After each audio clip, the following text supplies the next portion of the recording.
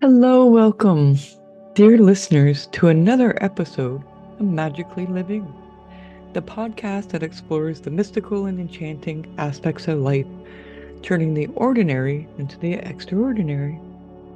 I'm your host, Rainbow Winds, and today's episode is all about Earth Magick and the art of living in harmony with the natural world.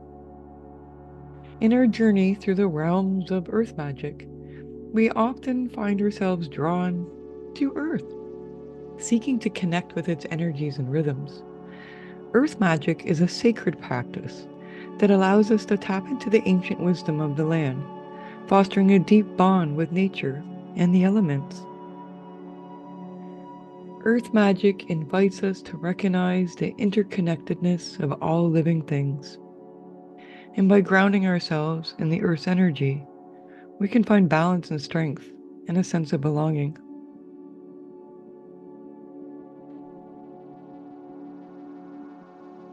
There are so many ways to connect with the natural world.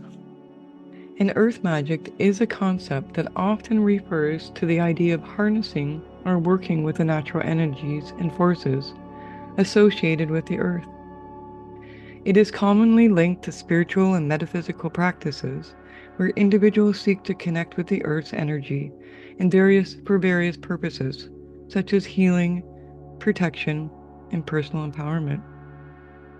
Practitioners of Earth Magick may be drawn from inspiration from various belief systems, including paganism, Wiccan, indigenous, shamanic, and other spiritual traditions.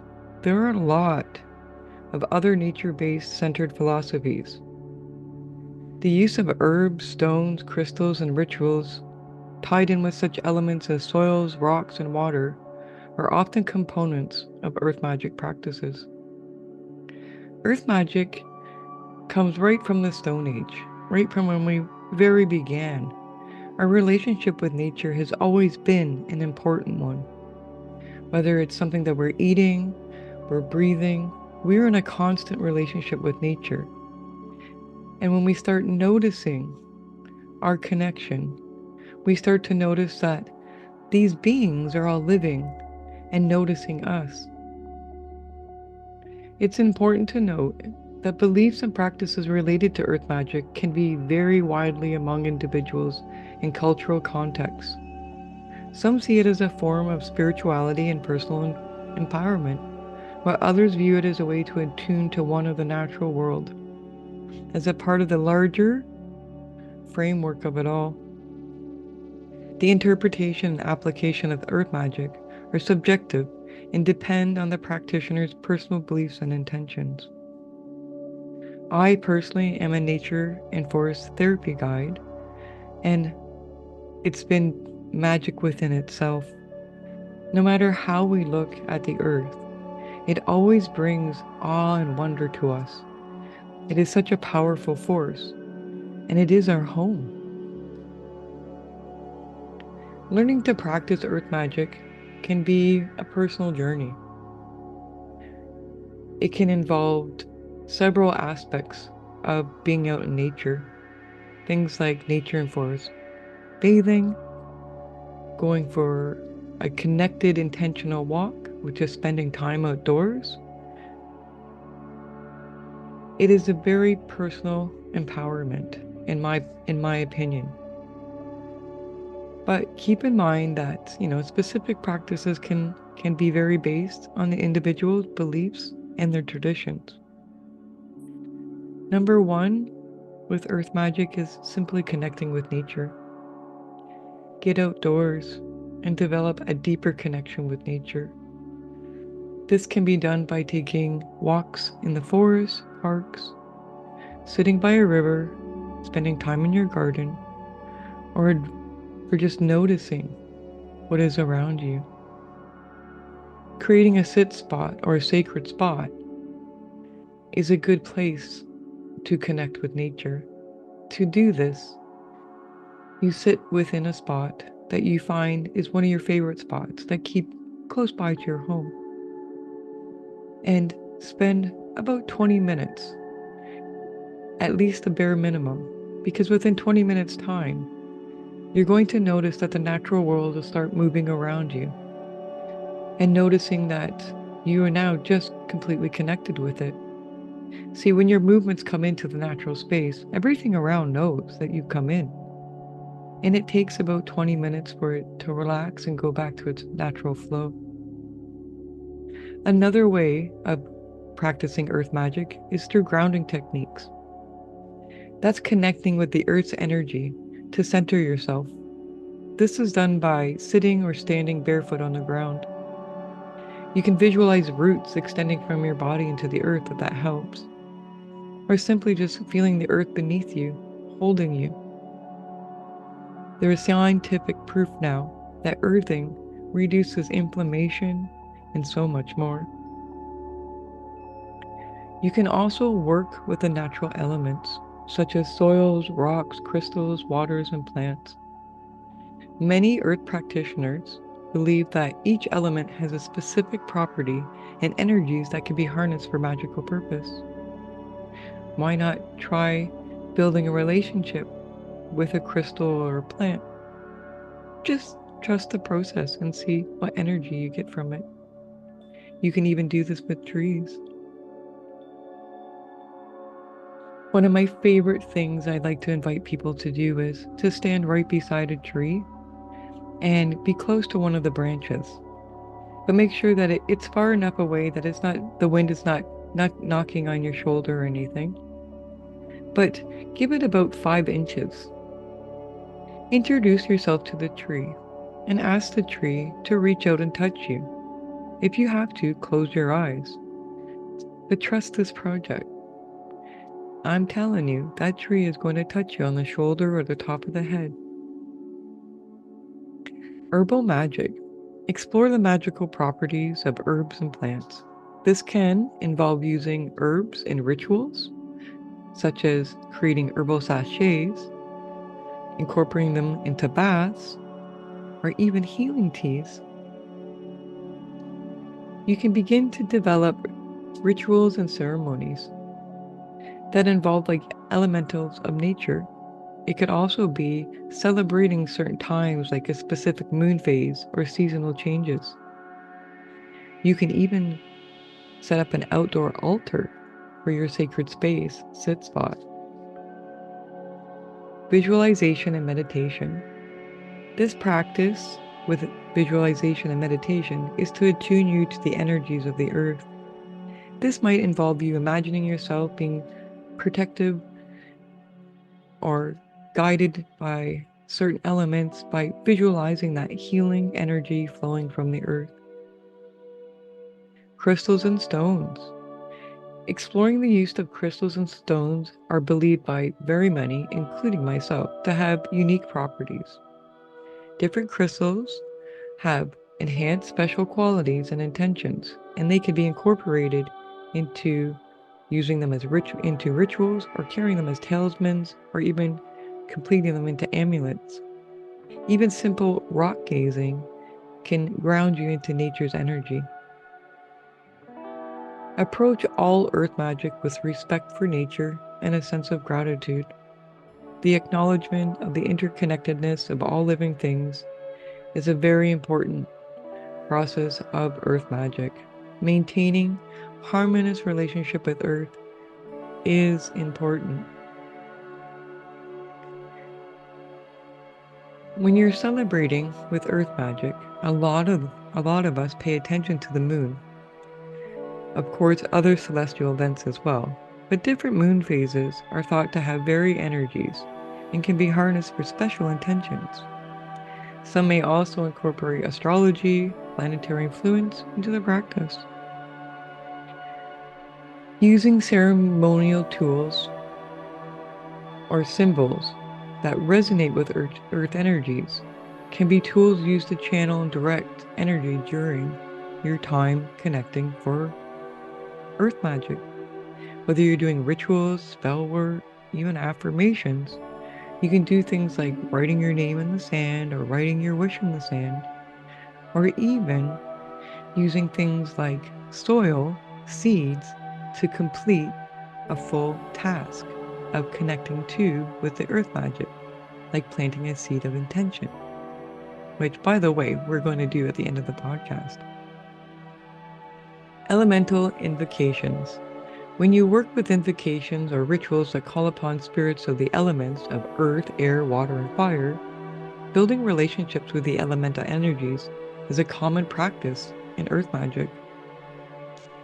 Divination with earth signs. You can explore divination methods that are tied to earth, such as reading patterns in rocks, soil, and natural formations. Some practitioners also pay attention to earth-related symbols and omens in their daily lives. A lot of this goes back to using with your ceremonial tools as well. Stones, bones, sticks, and other things like feathers are all used in ceremonial tools. These are also seen as divination and earth signs or messages or gifts from the earth. Incorporate energy healing practices that involve channeling or directing earth energy for healing purposes. This could include practices such as Reiki or other forms of energy work. I preferably like using energy, like when I do color healing with people, I like using natural colors out in natural spaces because I find that those colors reflect better and are much better for healing and energy work. Continue to study and adapt your practices based on your own personal experiences. They're going to evolve, and so is your understanding. Look into other practices that, have dynamic or personal paths that have practitioners that help you to develop your own unique approach over time. As with any kind of ritual or any kind of magic, you gotta clearly define your intentions before performing any earth magic rituals, even spells. Your personal energy and intention play such a significant role in the effectiveness of any practice.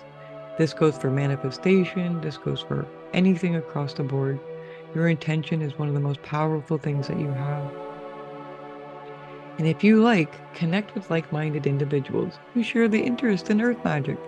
You can learn and grow from each other, and by joining a community or seeking guidance from experienced practitioners can be such a valuable insight and support on your journey.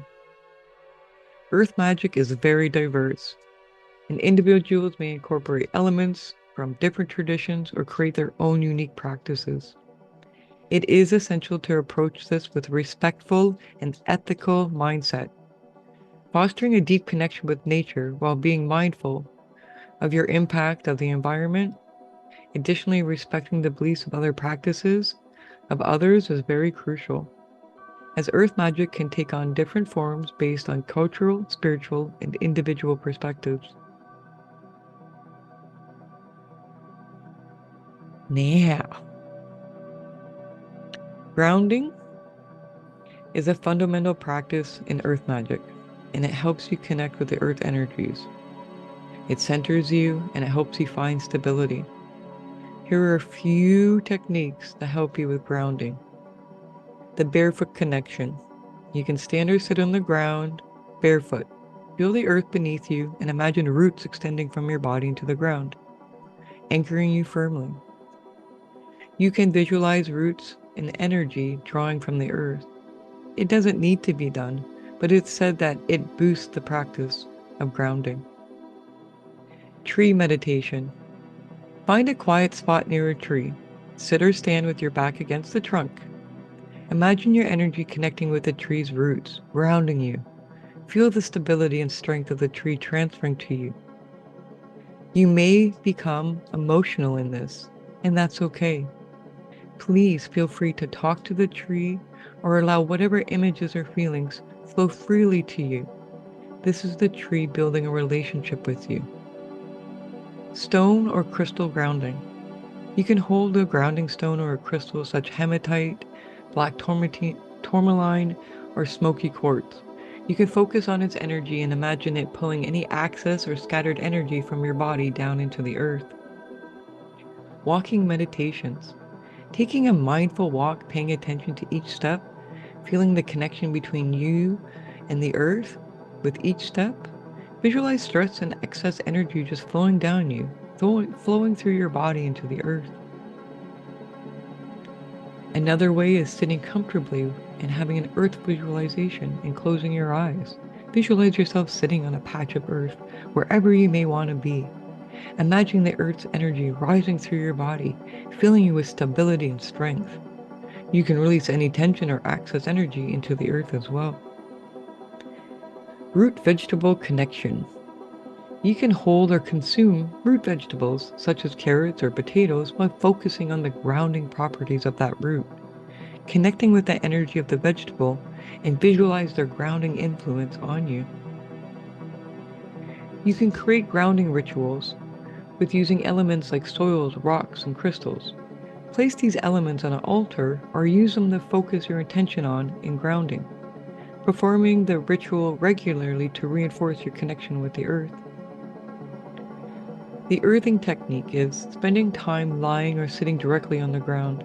Whether it's grass, sand, or soil, this practice, known as earthing or grounding, involves direct physical contact with the earth to absorb its energy. Deep breathing and visualization.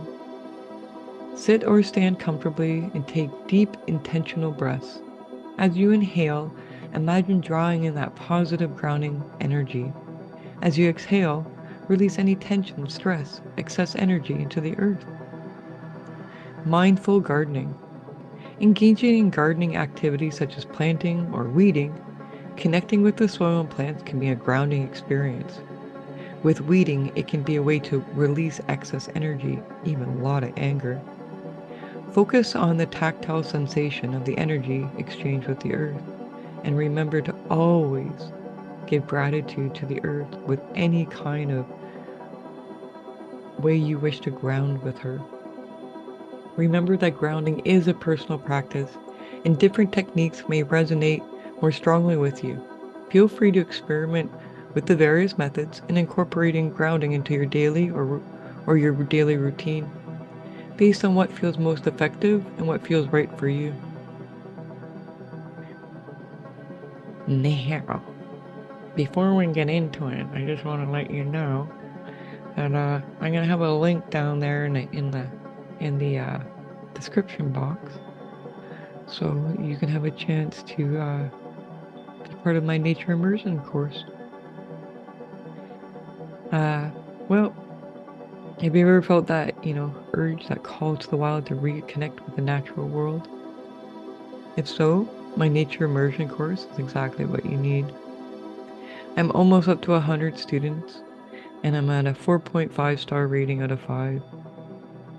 I'm very blessed to help people connect with the natural world, and I get really involved with teaching you sit spotting, creating natural art and nature, and I take you through a nature and forest bathing walk, teaching you all the different ways to sit, connect, and slow down. It'd be my absolute honor if you took the course, but there's no pressure. But I do like to keep it at a very valuable price, but I make sure that it does have a price tag, and the reason why is because I need you to value it. Whether it's $15, $20, whatever you get it by, I know that you're going to value it because you put money into it. So making the dedication to connect with Earth and have that Earth magic, a great way is learning how to nature and forest bathe. This really builds relationships with nature and also teaches you about plant journaling and more. Now, I really want to share something really, really, really special with you. I want to do kind of like a symbolic ceremony in the context of this Earth magic. And this is a planting a seed. It can be such a beautiful and symbolic ceremony. And this ritual not only connects you with the natural cycles of growth and life, but it allows you to infuse your intentions into the process. So I've created a simple ceremony for planting a seed with the Earth magic as focus. The materials that you need will be seeds, a pot or a garden space. Decide whether you want to plant the seed indoor or directly outdoor into the ground. And when you're picking your seeds, choose a seed that symbolizes your intention. It could be a flower, a medicine herb, or any plant that resonates with your goals. This past new moon, I planted forget-me-nots because I'm excited about planting them in the spring. That is a little magical thing that I have planned as a gift. There's more details coming to that in the springtime, but I'm working on trying to get a healing garden together. But more to come on that later. Let's focus in on you. So you're also going to need some soil. But of course, with the garden space or the pot, you're obviously going to need soil. But use some rich, fertile soil for the planting. Make sure you have a watering can or a sprayer to water the seed after planting. A candle is optional, but can be used to symbolize the element of fire. An altar or a sacred space, like a small space that you create where you can conduct the ceremony and keep your plant as it grows. Be sure to make sure that it's also in sunlight so that it has the nutrients it needs. Now it's time to prepare. Choose a time that feels really significant to you, such as a moon phase or a particular day of the week. Perhaps it's a moment that holds a personal significance for you. Once again, set up that altar, that sacred space, with the elements that represent the 4 elements of earth, air, water, and fire. You can choose stones or soil for the earth, incense for the air, candle for fire, and a bowl for the water. But having the plant itself takes care of a lot of that. All the elements, especially if you put the plant in the sun, that's your fire. You can center yourself. Take a few moments and ground yourself out. Use the grounding techniques mentioned earlier or any method that resonates with you. Set intentions. Hold the seed in your hands. Look at it. Notice its beauty. Then focus your intentions, giving gratitude to the seed. What do you hope to achieve or manifest? Visualize that desired outcome. Speak your intentions into the seed, and once again, thank the seed. Move the seed over each representation of your altar, invoking the blessings of each elemental. For example, over the soil or the stone, blessings of earth bring stability and growth to this seed. Over the incense, blessings of air carry the energy of this intention to the cosmos. Over the flame, blessings of fire ignite the passion and vitality of the seed. Over the water, blessings of water nourish and support the growth of this seed. Saying this aloud and doing the actions is beautiful, and having all those elements on your altar. But if you don't want those elements, be sure to just say it over the soil. You can use the air as the air. The fire can be the sun, and water can be your watering bottle. And as you say the blessings of water nourish and support the growth of the seed, spray the water bottle. Planting the seed. As you dig the small hole in the soil, perhaps sing or hum and place the seed gently in. As you cover the seed, visualize the energy of your intentions, infusing the seed in the soil, speaking and singing words of encouragement and growth. Continue by watering the seed, symbolizing the element of water, and as you do, imagine the life force and the energy flowing into the seed. You can also speak words of encouragement in this time. Once again, express the gratitude for the earth, the elements, and the opportunity to participate in this magical act. Acknowledgement of the interconnectedness of life is such a precious gift to all. Close the ceremony in whatever feels right way to you. This might be extinguishing the candle, or once again, just thanking the elements and taking a moment of silence. As the seed begins to grow, continue to care for it. Water it regularly, Provide sunlight and observe its growth as you reflect on your intentions coming to fruition. You can also speak to the plant as it grows. It is known scientifically that speaking with love and care and even singing to your plant will make a significant growth to your plant. So, remember, the most potent rituals are those personally meaningful to you. Feel free to adapt the ceremony based on your own beliefs, preferences, and specific energy you want to cultivate within planting the seed. I want to thank you for joining me. It's been an absolute pleasure creating this Magickally Living podcast, and I actually already look forward to next week. If there's something that you want me to speak about magically, please feel free to message me or make a comment in the comment section. Leave a review, please subscribe, and remember to share the magic with your friends.